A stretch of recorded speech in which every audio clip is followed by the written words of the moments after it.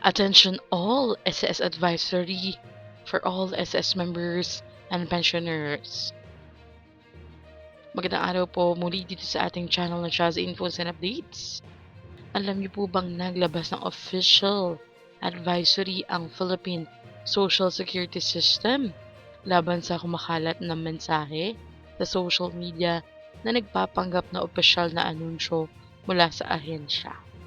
Ayon sa SSS, may mga ulat tungkol sa isang mensahe na nagsasabing mandatory umano ang pag-i-install at pag-activate ng My.SSS mobile application.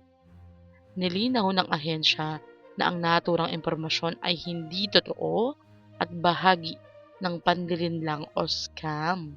Giniit ng SSS na wala silang inilalabas na kautusan na sa pilitang paggamit ng naturang app at hinihikayat ang publiko na maging mapanuri sa mga natatanggap na mensahe, lalo na kung ito ay humihingi ng personal na impormasyon o may kahina-hinalang link. Pinayuhan din ng ahensya ang mga miyembro na iwasan ng pag-click sa mga hindi verified link at tiyaking sa opisyal lamang na website or social media pages ng SSS kumukuha ng impormasyon.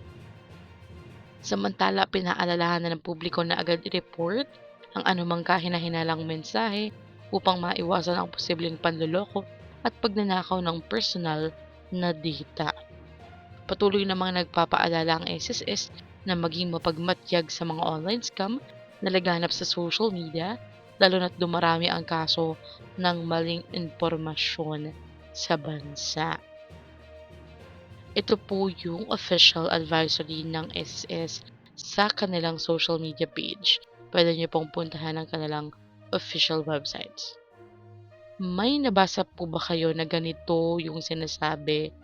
Kung oo, mag-ingat po kayo. Huwag na huwag pong pipindot ng link basta-basta. Hanggang dito na lamang po muna. Ito ang Chaz Infos and Updates. Like, share, and subscribe para kayo updated. God bless po and have a nice day.